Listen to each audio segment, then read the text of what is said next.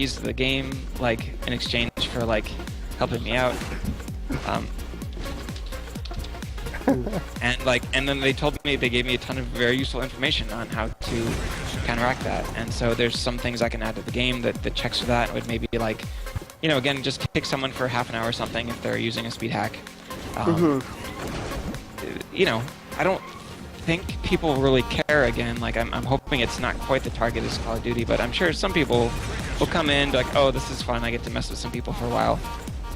Yeah. And then they'll leave, but meanwhile, the people in that room would get frustrated and maybe not play again. So I'd still like to minimize it. And I think the key is if people know that that there's enforcement of it, then they won't try it, right? Like if someone's really, really dedicated to cheat, like they'll find a way. Like people can cheat at games with really intense anti-cheat measures, and they have to evolve all the time. Like week to week, you have to rebuild your anti-cheat system. And like that's obviously not going to work for me.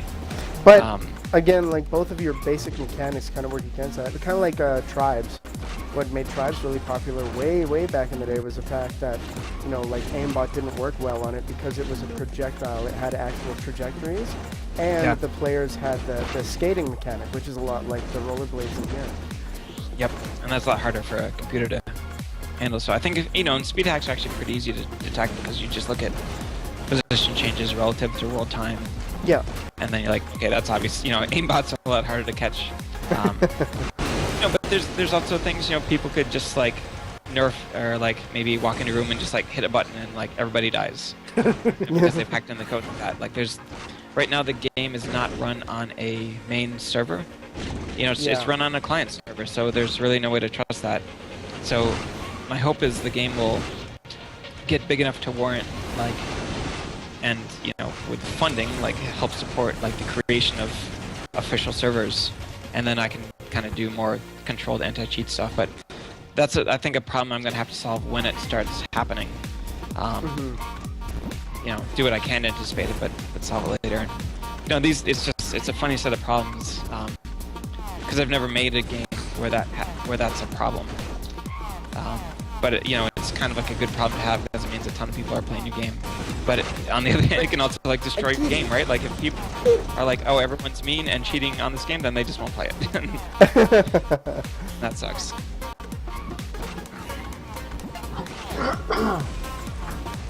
And I think that would also just make me feel really angry that I built this game and if it were ruined by just jerks, that would make me feel really upset. Yeah. I don't think you have too much to worry about, though it is good to see how much thought and planning you put into the what is it? The worst case scenario almost, like the prevention of the hurricane. Yeah. And I think the really great thing about Steam is that you can update things really quickly. So if I see like something happening that like, oh, this is a huge problem, then I can just put an update out and like within the day it'll be live. Whereas on iOS it's like 2 weeks for an update to go live. Yeah. And even Humble Bundle, it's sometimes it's like a day or two for an update, and here it's like instant.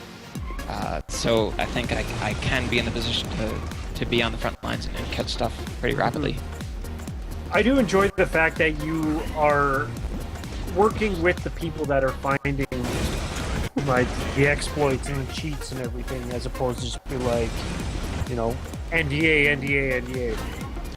Yeah, I think that works better because same thing like with the with that clan at the start, like nobody's like really pure evil. They're just like, oh, I'm having fun and like, well, okay, I take that back. There's people that are evil.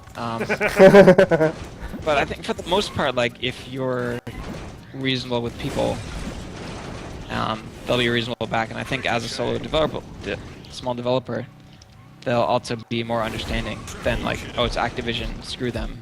Yeah. Like, hi, I built this game. I don't want it ruined. Yeah. Like, how can we change this? Like, what? I don't know.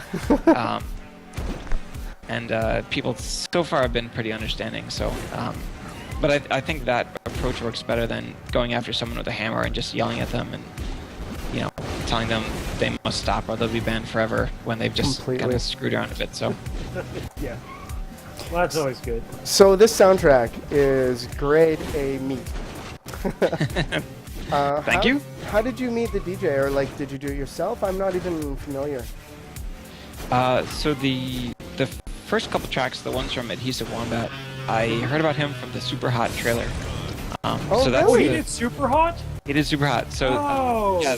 So for anyone listening, that's the game where it's a first-person shooter made during a game jam, and time only moves when you do. So you're in an alley and a bunch of guys shoot at you, and you just stop moving, and the bullets kind of freeze in midair. You take a step forward, and the bullets move closer to you, and so it allows you to kind of dodge and I don't know. It's just a really interesting game, and they had a trailer that was amazing.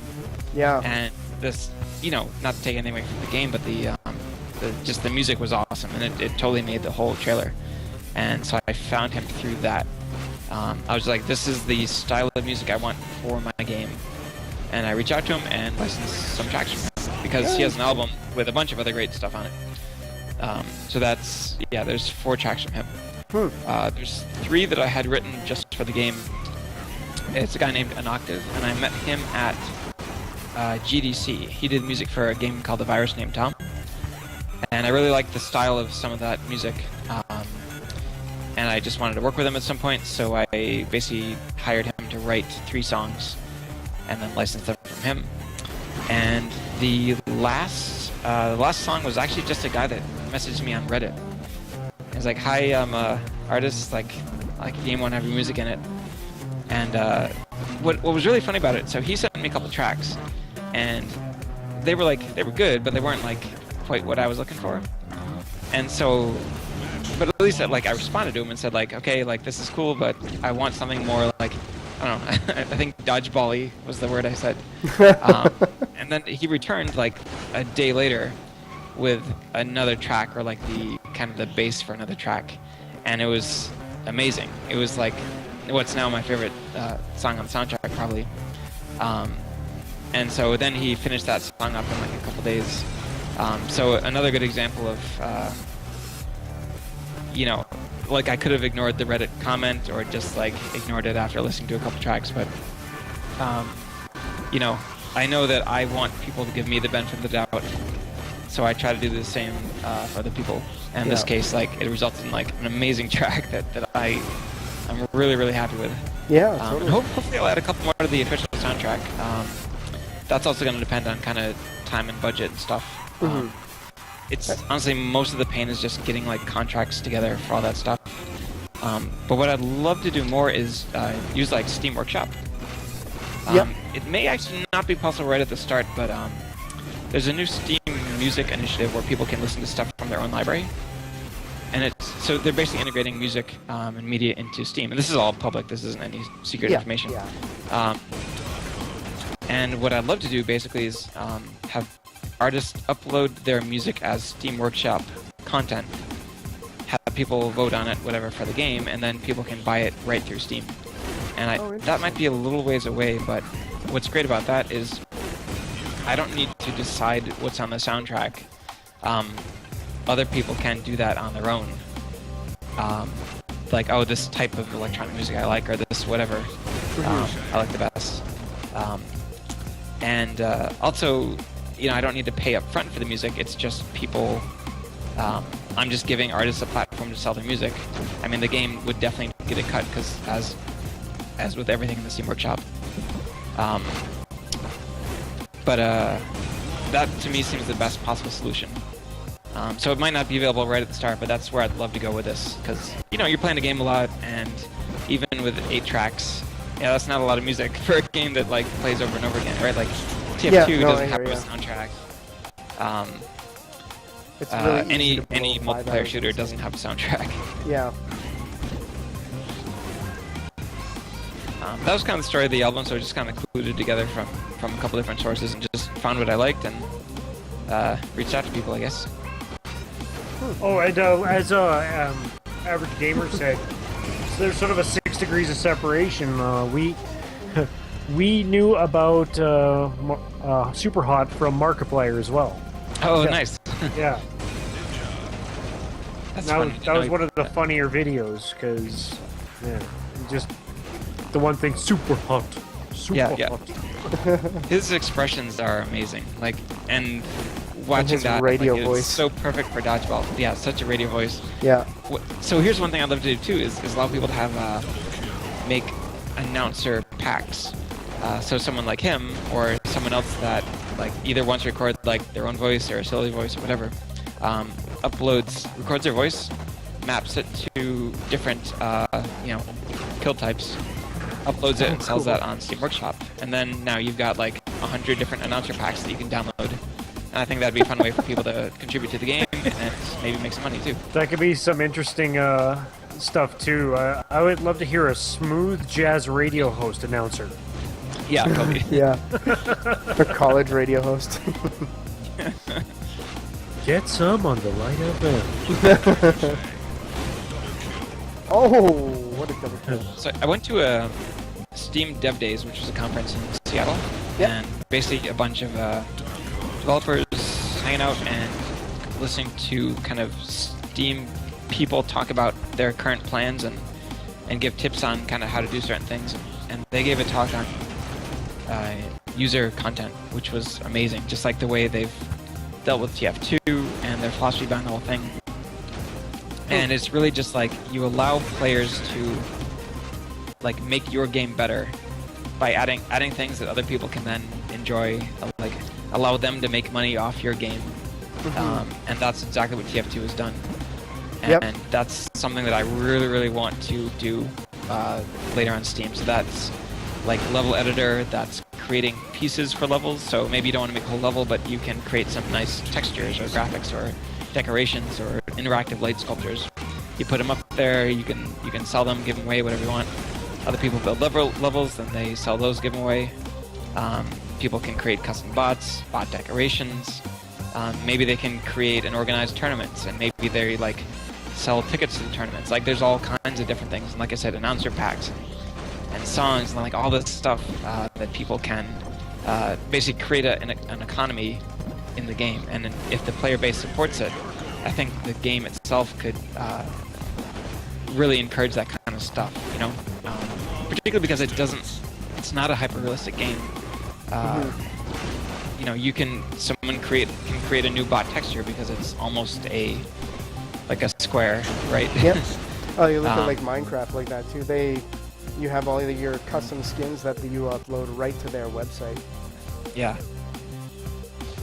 So I'm just really excited about that. I mean, that's the big thing about Steam that I really want to get into.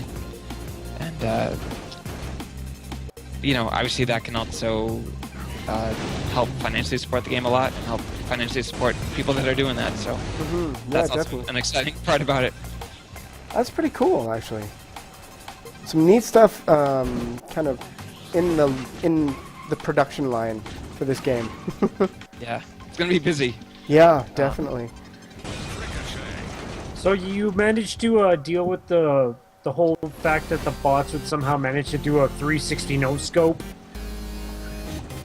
Have I added that? Yeah. No. Like you got rid of it because there was for a while you'd have a bot that you'd be right behind it, and somehow it would immediately spin around and insta kill you. Yep. So at first the bots, and this is the funny thing about AI, is it's not too hard to make them smart. It's really hard to make them stupid in ways that make sense. Oh yeah. So it's almost artificial stupidity in that sense, because you have to program in what they're aware of, which means basically saying what are they not aware of. You have to build that logic in. So the bots originally would just be like, who's the closest enemy, which sometimes is the person directly behind them. So they'll pick up the ball, immediately spin around and throw the ball at you and hit you every time. And like that's just not fun. You know, that's why bots are annoying to play against, because they don't behave like a human. Yeah. You can't like trick them like a human. So the bots, I'm not sure as much in this version, but definitely in the next. Yeah, they'll still turn immediately towards people, but at least they have a field of awareness. They have to look at you, and then they'll see you and then aim for you. But they almost became too stupid because they'll just patrol and never even look. You know, you can just follow them around the whole arena, and they'll never even like look at you. So in the new version, they will scan for nearby players if they're patrolling and don't have a target. And additionally, they're a lot better about turning slowly towards a target. So it doesn't, even if they want to spin 180 degrees around, they'll turn slowly. And it's a really subtle thing, but it makes playing against them a lot more fun. Because it just looks like you're playing against humans, feels more fair, and then when you kill them, it's a little more satisfying because they're more challenging to play against due to that awareness change.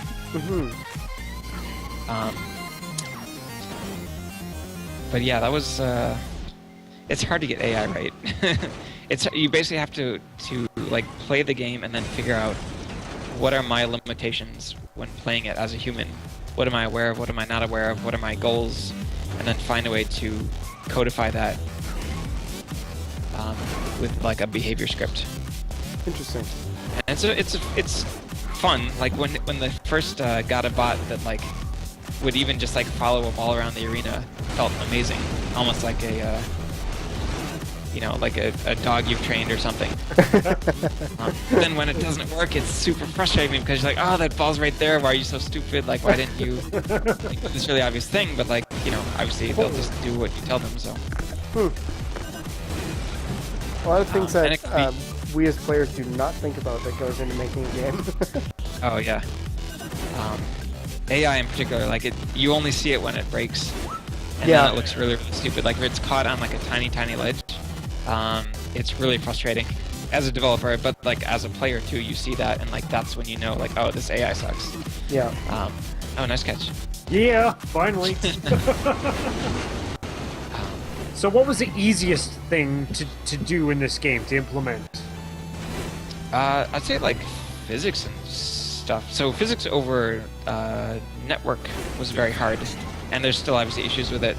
Balls will sometimes disappear because their position's gotten out of sync and stuff. But the great thing about Unity is all this stuff is kind of baked in. Like a dodgeball is it's a sphere, and you attach kind of a physics object to it, and then you can adjust the weight, you can adjust the bounciness, you can do all this stuff, and basically just play with the settings until everything feels right. And it's a really refreshing change from iOS, where you have to do everything yourself. At least in the native world that I was working in, where everything was code. If I want to do one tiny change, it would be just like a whole day's worth of figuring stuff out. So there's so many great things about Unity that has made this whole project a lot easier. And physics is a big part of that. Was it hard to get the music to sync to the or the room to sync to the music? Not too hard. I had to do a little bit of research, but there was pretty much, I just had to figure out what the right set of commands was, and there was actually like once I found the right place, there was a tutorial that kind of had the right setup, and it wasn't like super obvious. But what's great is so many people are using Unity that there's a lot of tools available online, and a lot of people asking the same questions. Yeah. So once I put that in, a little bit of fidgeting, a couple hours, and got it working pretty well. So that actually was not a very hard part. There is a part where I would love to make the music more responsive on a so right now it's just kind of like basically the volume of the song, but I'd love to tie more lights and like a fog machine to kind of the what is the climax of the song, or like where are the soft parts, like maybe more beat detection type stuff. That's going to be trickier, but maybe there's some like APIs or something I can take advantage of. I really want a Tron suit for my robot. Absolutely. That would be amazing, having the lights on there. Yeah, and have that pulse along. That could, yeah, that too, yeah. That wasn't even thinking about that. It's another good idea for the Steam Workshop. I was thinking of Tron, that's all. Yep. I'm sure someone's going to make one of those. Yeah. Well, I'm gonna now. Yeah. I bet if you're the first person to make it, there's there could be some good money there. I don't know. Yeah, totally. Whoa. Or a class action lawsuit. Oh wait, no, yeah, not class. Right. Well, you don't call it the Tron suit. You call it the Nort suit. Yes. I like. The Nord Just suit. change one. Nice. I have the Tron. It's not Tron. It's Tron. So there's two things I'm adding to the new version that I think will be fun. So, well, there's a bunch of things I'm adding to the new version, but just like as we're playing right now, so there's a combo system, and that happens if you catch a friendly ball that killed an enemy, which happens now, but it doesn't. I think sometimes you'll get a pass for it or something. Is that the alley-oop? So that actually is catching a friendly ball, but not necessarily if it hit an enemy. Oh, okay. And so that's what happens now. So like you can do that now, but it doesn't like reward you. And I really like the idea of hitting someone and then like diving after the ball as it bounces off them. Yeah. And then grabbing that and hitting someone else, and then having that rewarded. So that'll give you an extra 100 points for any kill. And so it doesn't override the special skill shot. It'll say like helicopter plus combo. Because again, like if you do like a pass or something right now, if you do a special kill, you won't actually count as anything. Mm-hmm. It'll just count as whatever the higher value was. So it's another way to get bonus points. The other one I'm adding, I'm changing the assist system, because right now it calls it an assist if you've caught a friendly ball and then you hit someone with it, but it actually should be the person that threw the ball at you that gets the assists, not you. Yeah. I was going to ask you about that. I was getting assists on free for all. Yeah, whenever I died, actually, I noticed. Really? Yeah, I've got footage even of it. catching your own ball? No, I'm really not sure how it happened. All I ever know is that it did. So it will count as assist. This is the other thing. It's just the wrong word. If you catch a ball that you threw, it's an assist, and like that just doesn't make any sense. Yeah. So I think what'll happen now is you can. It's not totally in yet, but the idea is like you can pass it to an enemy teammate. They'll get the kill, and then you get the assists for another, bonus 100 points or something, which can help in score battle and stuff like that. And I just found it to be, even just playing against bots, now you have an incentive to like throw the ball at a friendly bot. They'll immediately collect it, and then hopefully they're right next to someone. So not only did you just save them from being hit, you also got an assist for that. And it's one of those things like right now you don't even think about it. But even just like adding a little bit of that mechanic really changes how you play and how you work with teams. And it also means if you're not near an enemy, but you can see a friendly player, you can throw the ball at them, and so it gives you more options to do all the time. So I'm pretty excited about that. I think that'll be a pretty like fundamental change in how the game is played, and it's just really fun to go for those because it's not like a guaranteed point, which means it just feels better when it does work out. It feels pretty amazing that you did this assist. So what I'm hearing is that long term, this is going to turn into like Tony Hawk. And you get somebody and it's like, oh, reversey wall flip, 180 touch. Yeah. That's totally going on, where like all these things kind of like stack on top of each other. Yeah, that would actually Like, play well into the tournament play as well. Yeah. I would love to see like two announcers just calling out the combo shots. Yeah, right. So a lot of people have suggested grinding, kind of on the Tony Hawk angle, where you could kind of drive along an edge, and you can kind of do it now, but it doesn't work and it doesn't give any special benefits. Yeah, it kind of slows you down more than anything. Yeah. But I like that idea because then the thing about Tony Hawk is it's one of those things like infects your brain, and then when you're not playing the game, you think about it. Yeah, like anytime totally. you see a railing, you're like, I want to grind down that, even if you've never been on a skateboard in your life.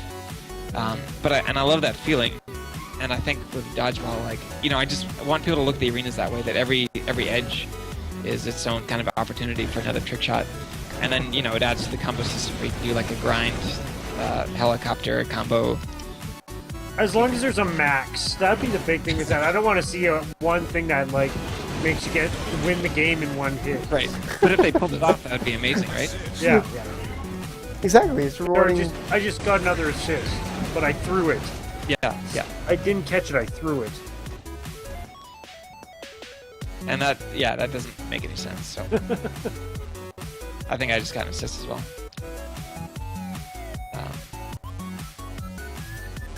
Oh, well, at least you know about it now, so that's good. Yeah. So I know we kind of touched on this, But I had this written down because I like the wording. When was the defining moment when you decided you wanted a mustache-wielding, maniacal robot-wielding rubber ball? What is it? When you wanted a mustache-wielding, maniacal robot throwing rubber balls at each other in an arena. But they're not rubber balls.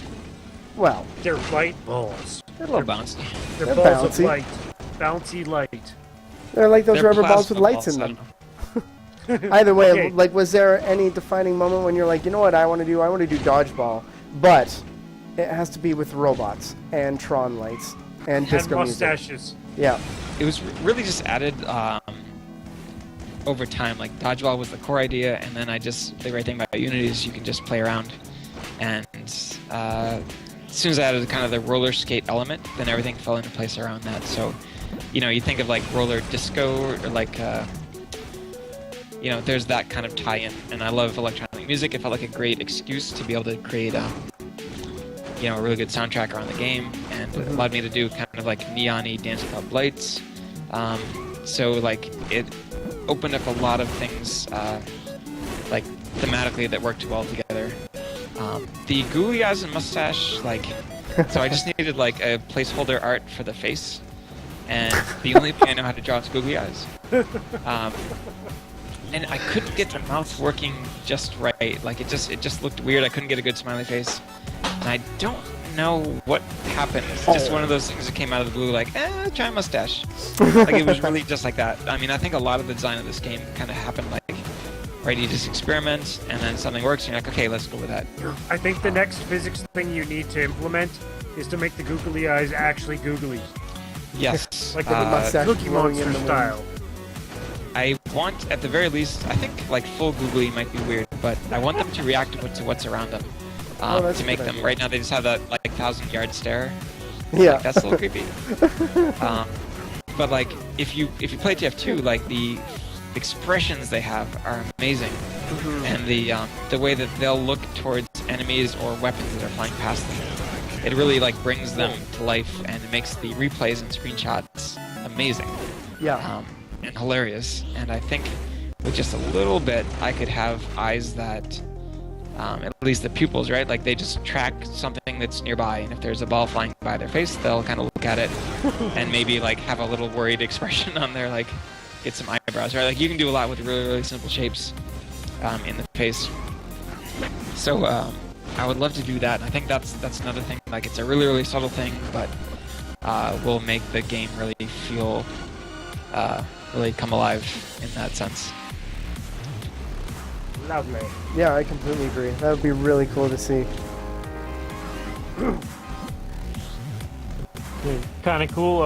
Alex, who is one of the co-creators of Legend of Dungeon, just gave us a nod on Twitter. Yeah, she's been, yep. Alex has been watching the show for a little while here. Oh, good.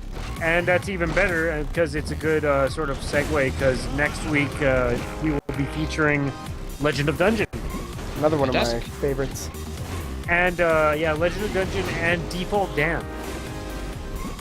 So, just so you know, Average, you're going to be the one playing it, Okay.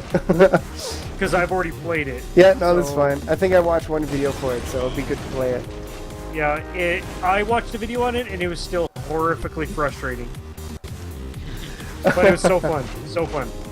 But yeah, but yeah, that's next week episode, which is awesome.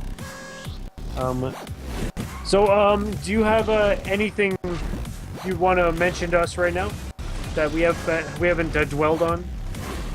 Sure. Do you think now's a good time to switch to the special surprise? That was going to be my suggestion as well, actually. All right. All right. So, do we want to just finish this game off really quick, or do we No, want to heck with these people. No, of course. Yeah, let's finish this Okay. off. We'll finish this off, and then we'll go to the super secret surprise. Ha! I got it mid-air, and I was like an inch off the ground. Ow! Slender Man touched me. Oh, I got an Don't worry, assist. as long as you... There you go. That was doesn't- another okay. one where I got an assist when I died. Oh. Or not. That works too. Do you think that maybe midair should be changed so that you're higher than a certain point? I was thinking about that. I think there's already a little limit on it, but it probably could be higher because if you do a quick bunny hop, it gives you the midair kill. But even so, it does make you a little more vulnerable, and it's one more kind of thing to worry about. Yeah. So I think it's okay that there's a low threshold on it, but do you feel like people are kind of abusing it? That sounds No, I like feel like I'm making abusing points. it right now. Because you just do a quick hop and then you get a midair kill. Well, with this level especially, where you just goes forward and as long as you have a ball, if you're an inch off the ground, you're still probably gonna get yourself a midair. Even if you're only an inch off the ground, though, it completely changes your speed and vector. Yeah. Yeah, it makes it a little harder to aim. So Momentum. And it's only 100 points, so I think for now it'll be okay. But as the game gets into more people, and we can always adjust later. So. All right. So why does he GG, say everybody. 2,700? Yes. GG. Okay, so we're gonna be leaving this. You guys can continue to play this, or you can watch us because we're gonna pull out something. Yeah. So basically, I have the game up on Steam, and I sent these guys some Steam keys. So hopefully we can switch to the actual Steam version now. And this is basically the first time it's been shown by anyone, I think, outside of a couple screenshots. Oh, and wow, I that's- also have not tested the multiplayer at all. So there's a great chance that nothing will work. Okay. Yeah! So let's just do a death match to make it simple. We'll go score limit 15, I guess. Do we want to do a free-for-all with bots off, so it's just us three? I guess that'd be the smart thing to do. Yeah, let's do that. Number of players doesn't matter because bots will be off. Let me just tweet it out. Well, let's make sure the game works first. That is an Yeah, go ahead and excellent start the idea. match. So actually, the question that I have really quick before we do this is that is the one that we're playing not compatible with the one that we were just playing? That is correct. So this is 0.23, and there's enough stuff that changed that, like the networking code wouldn't work. So Okay. so Alright. it'll be just us three, sadly. Sounds good. Bots off, free-for-all, score limit, deathmatch, random, creating. And I will tell you in a moment what it is. Start. So select the team, players. Okay. Whoa! Hey, we're in. Wow. Ba-doo. I'm already Join impressed. room. Okay. Room So 155. Yes. You might need to hit the period key to bring up the team panel. I saw that didn't show up for me when I joined. Ooh, hello. There you go. We're all in. Okay, Oh. so we're in. So if you want, you can hit the V key, and that'll put you in selfie mode, give you a good chance to check out the bot. Oh, wow. Wow. What a difference. Look at the wheel. That is Tron. Look at the speakers on the wall. Pumping. Oh, I'm about to fall. Oh. And I like that you still have the mustaches and googly eyes. That's good. Oh yeah. I'm not You can gonna see the hit you. mustache isn't quite positioned right. It's a little bit in the neck, so I gotta deal with that. Let me see your mustache. Oh yeah, look at that mustache. Now die! No, no, you. Oh no! That's the way- Oh no. Yeah, so I did like a very quick pass on the visuals, but you can kind of get a sense for how it's going to look. So I messed with some shaders and created this texture on the side that glows different yeah. colors. So it looks like it's like kind of, there's LEDs built into the wall, and the wall flashes, changes Yeah, color. that's the first thing that I saw when I came in there, and I was like, wow. The wall does have texture on it too. Yep. That's cool. The bots are new, the speakers kind of pulse to the beat of the music. At Wow. some point we should switch to the arena map, because that's the one I think I spent the most time on. Just small changes to make it look better, and it's still again pretty far from eventually how I want it to look. What? Yeah, I got that one. So yeah, arena map next. Chaotic Kitty says I got a neck stash. Whoa. Oh, They're those not funny, glasses though. though. And so is this So- the model you're thinking of if you can get like the nuts and bolts exploding out of them? Right. So then, yeah, even if like maybe like the different plates and like the wheel will go flying, stuff like that, right? Yeah. Flying squirrel. Yeah, that's if you fly a long distance and then hit someone while you're still midair. So what is the plus 30 experience? Yes, so that's a new system I'm adding. So I love, this is kind of a throwback to that Shape Shadow game I'm talking about. I love like filling bars and collecting numbers. And I just felt that there's something about knowing that everything you do is like adding to some value somewhere. So right now it's purely cosmetic. It'll probably stay purely cosmetic. It's not going to make you stronger or anything. It's not going to imbalance anything. But basically everything you do collects experience points. So in addition to tracking all the stats of your special kills, the special kills also give you more XP. And they'll level you up. And then the idea is, if you hit tab, you see the scoreboard and it shows the level of the person you're playing against. Yeah. Oh, and yeah, so level really 16. Just a bragging number. Probably eventually it'll unlock different customizations. Actually, that's a good segue. Turtle Stew is asking if there will be custom balls to throw, like flaming skulls and that kind of thing. Frisbee! Yeah, definitely thinking about that, and I think that's also a great option for Steam Workshop. Yeah. Boomerang! Create their own dodgeballs. Tron effects. Tron Or disc, if they just want to boomerang. upload a sketch of them, and then they can be voted on and added. Yeah. Stuff like that. That would be great, kind of left up to the community. But I definitely want to open that up. And maybe that's the kind of thing, like, some of them you only get if you're at a certain level. Interesting. It's so cool to see, like I said, the development of this game, but just to see, you get to actually see so much difference in each little patch, which translates to not a little amount of work. Yeah. Yeah, it is, and I do like fear sometimes that, you know, you don't always see what goes into each update. Like sometimes a tiny feature can take a lot of work, and sometimes vice versa. Yeah. But you know, it is important to. This is one of the things from Steam Dev Days. Is like it's really important to present your changes in a meaningful way, because then the players will actually see the value you're adding to the game and be more excited about it. Yeah, definitely. That's why, with, like the free-for-all update, I tried a little exercise of kind of branding the update and building a pipe and adding secrets to it, and I think that worked really well. Mm-hmm. So that's what I'd like to do, kind of as I go forward, is release updates and kind of like, you know, medium to big-sized chunks, but then like make an event almost out of each one. Yeah. Rather than just like, okay, change a bunch of tiny stuff. Here you go. Oh, I just noticed. I just hit the entrance to the. Or I just tried to go into the entrance area or the spawn point, and I got stopped by a red like barrier.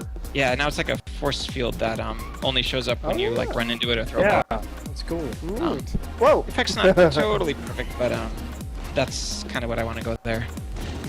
I might actually remove those barriers, because right now when you spawn, you already start with a little protection, and it makes it just a little weird to have those zones blocked off like that. So I think it's kind of cool. In fact, what you could do is that you can make yourself like an open level sort of thing, so it has no walls except for the force field. oh, that's cool. Um, And Turtle, then maybe Ricochet's harder. Turtle Stew asks again, for competitive I play, can is combo there anything like distance indicators for ball catches or positioning, since the name tags are not hidden?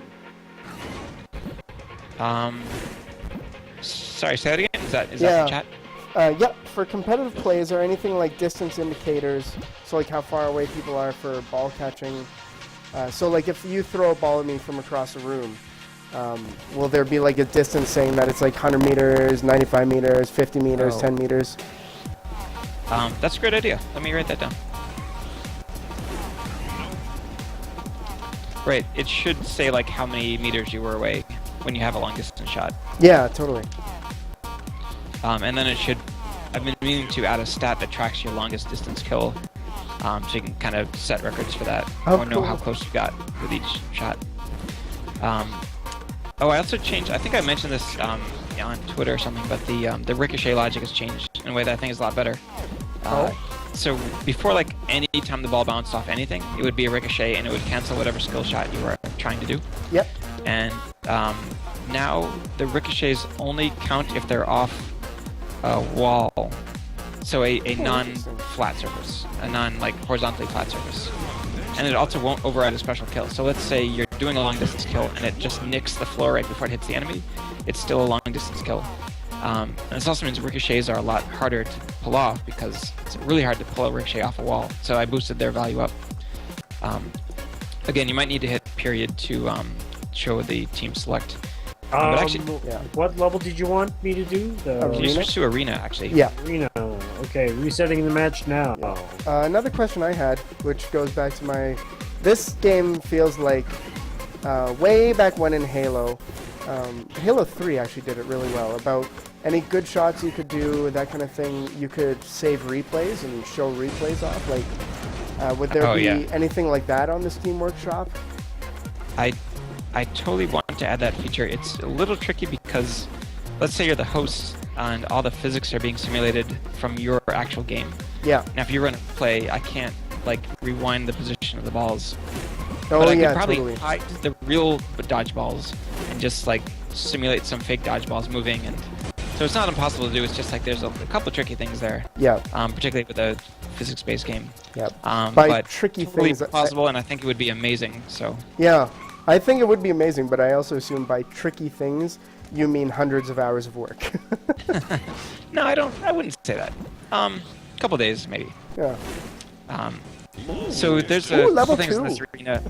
Nice. Yeah, don't you feel good right now? Yes, I do. Isn't that weird?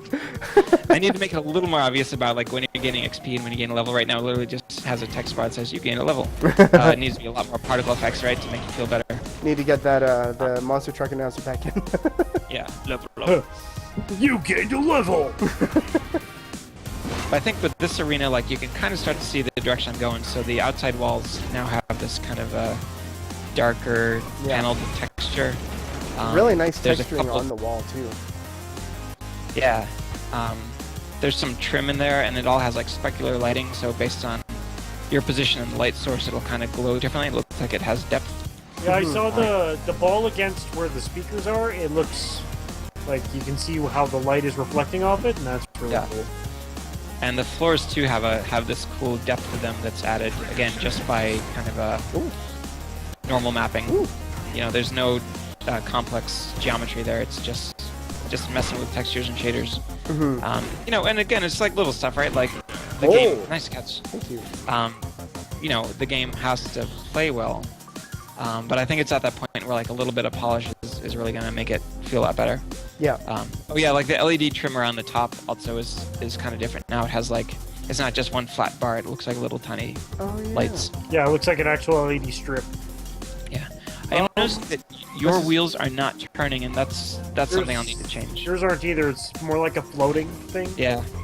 Yeah. So it's I'm like your noticing own that too, your own actually. wheel rotates, but not your enemy's, so I'll have to figure that out.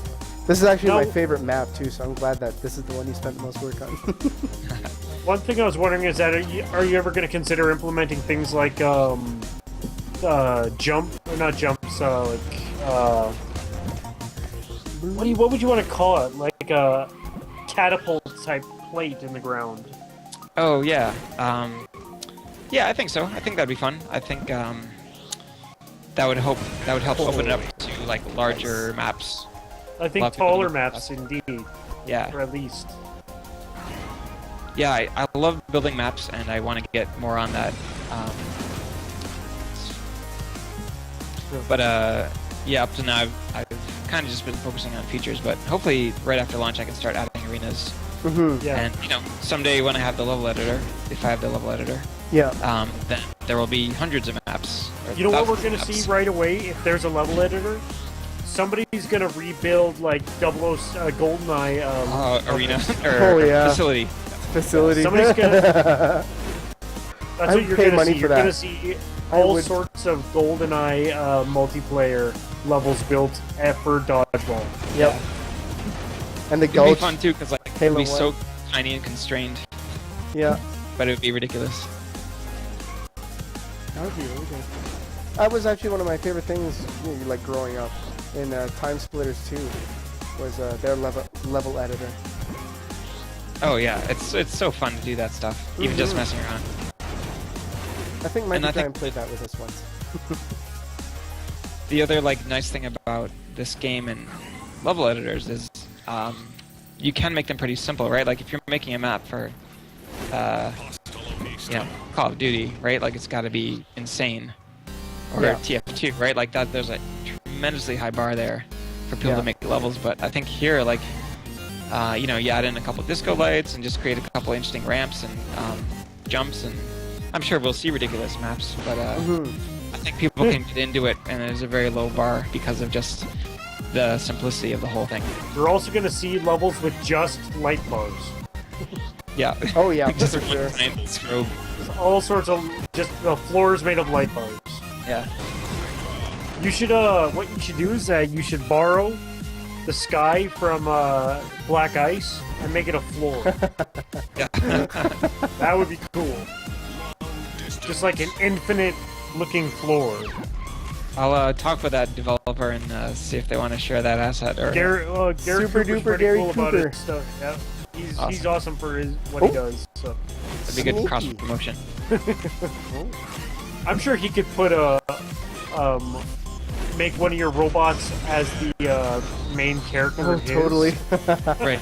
Since right now he doesn't have any models for anything. Yep. That'll be Yeah, one it'd of be the a good buildings that cross you have. promotion. A bunch of disco dodgeball bots will come out, start throwing balls at you. Oh snap! Oh snap! Oh, it's gonna go back to arena. So, what other one would you want to see? What other area would you want people to see? Let's make our final level on Temple, and maybe throw some bots in there because it's a big level. Okay, so we are doing Temple and number of players. Not sure if people notice this, but the floor will actually light up wherever I am, which is such a neat little feature. It's like Yeah. the Michael Jackson effect. Okay, so yeah, the balls also do that as well. So we're gonna do Temple Deathmatch, 25 points, free for all, 8 players, bot difficulty medium. All right, let's go for it. We're doing this. Start the match. So again, if anybody's Whoa. interested in wow, textures. Yeah, it's still only like 2 different textures, but at least you have an idea of like it's not just flat. Yeah. But for anybody interested in this, the game is currently $5 from Erik's site, which we can try and link in the Twitch or in the Hitbox. Hitbox is weird with links lately, but Okay. we'll figure a way to get that in there. I can't do that right now. Worst case scenario is that this will be going up on YouTube at youtube.com/averagegiants Yeah. in a couple days, and we'll supply all the links necessary to give you guys, to let you guys get your disco dodgeball on. Oh no! Ah. You walked right in front of my shot. I actually didn't mean to hit you. Okay, I was running away from a guy who I was right beside when my shield went off, so that was my fault. Balls everywhere! Dang it!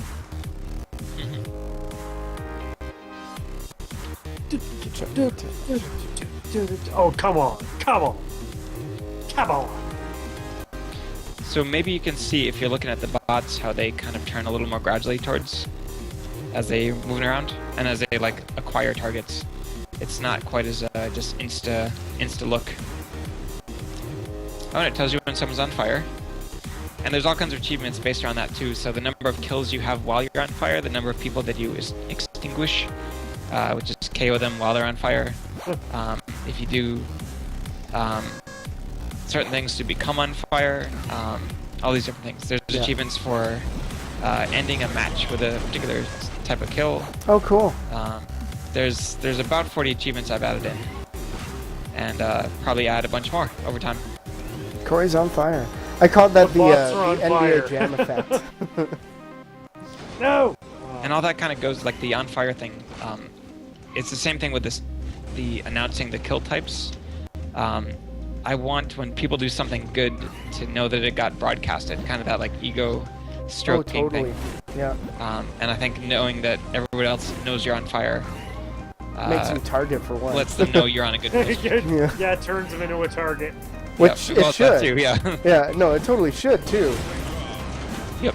'Cause that's the other Right, side it will, of it. because It's they'll like get those extra points for If- extinguishing someone. if I'm doing an awesome job, I want to know about it. But if I'm doing an awesome job, everybody else wants to make sure I'm not doing an awesome job. Right. Totally.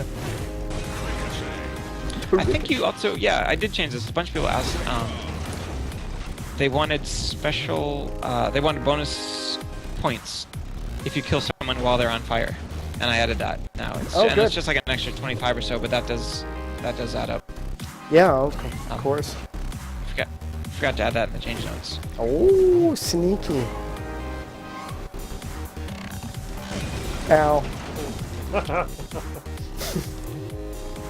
No! I knew that was gonna happen. Oh, that's a... Turtle Stew has another one. Have you ever thought of doing a hot potato game where you need to hit other people to get rid of the ball with like a timer? Yeah, so what I want to do with that is make the Super Ball have a optional countdown limit, and that can work in either Super Ball mode or in Hoops mode. Which basically means you have like 5 to 10 seconds or whatever you choose to use the Super Ball or pass it, or else it blows up and you blow up with it.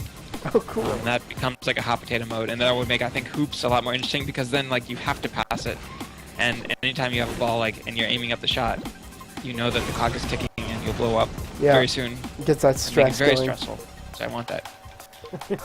I want that stressful experience.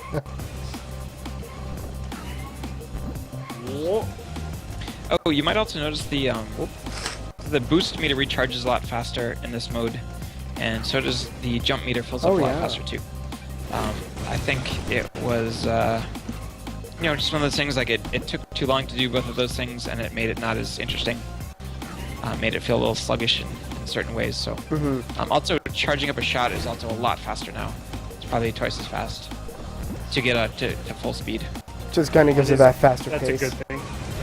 So it still gives you that little bit of trade-off of like firing off a quick shot that's a little more catchable, or won't have the same distance. But most of the time, you want a full power shot, and half a second of charging is enough to do that now.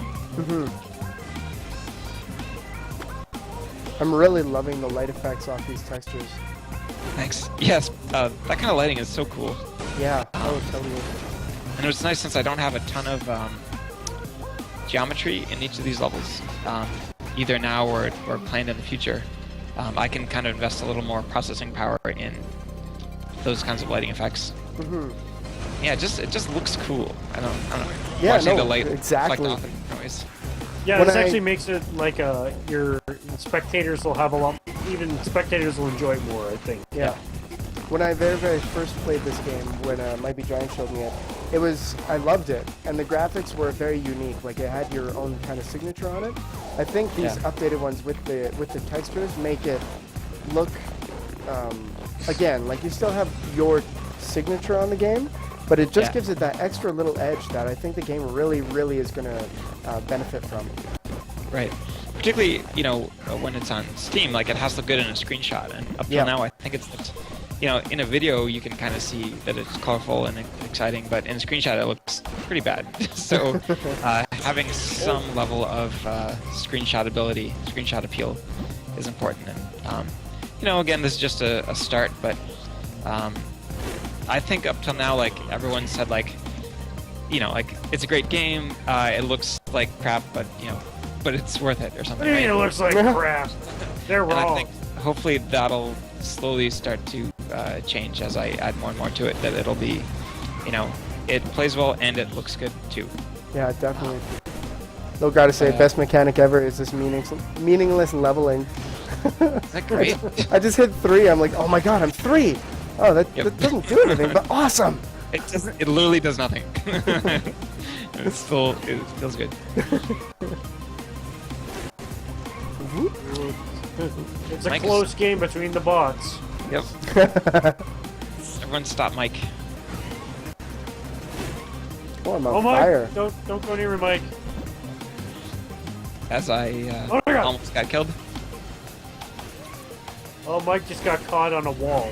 I missed it too. That was a question I had, actually. Is there going to be any kind of environmental things you're going to be adding, like, say, fog, so you can only see like a certain distance into the map? Yes, there's a little bit of fog now, but it doesn't really affect. It's more of a decorative thing. Yeah.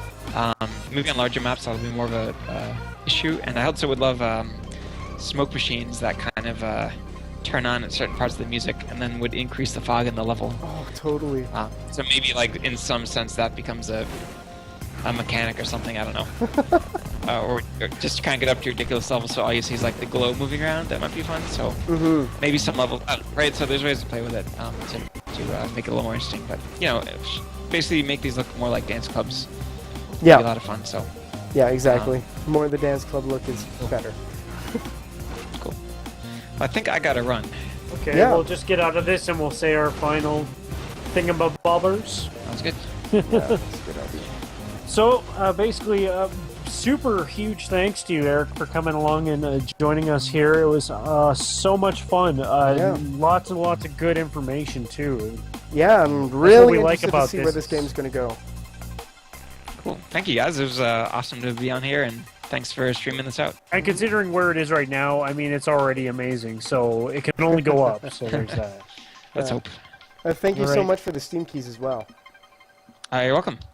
And yeah, I'll be handing out more Steam keys to basically people that have been streaming and helping with the game in different ways. So look for those to be starting showing up pretty soon. So Yeah, if you have any other big updates for us, we'll be glad to do updates for you on the stream. Awesome. Yeah, I'll definitely keep you guys in the loop. Alrighty.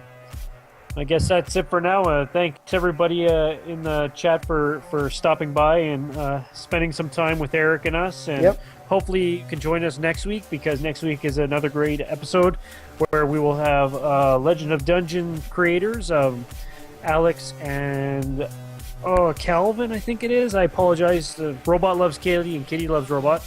And the creator of Default, Dan, will be in our second segment. So fun times ahead. And for anybody interested in picking up Robot Roller Derby Disco Dodgeball, the link for people watching on YouTube is going to be in the description, so check it out right now. All right. Thank you very much, and I guess we'll see you all next week. Thanks, guys. Have much love, and we'll see you then.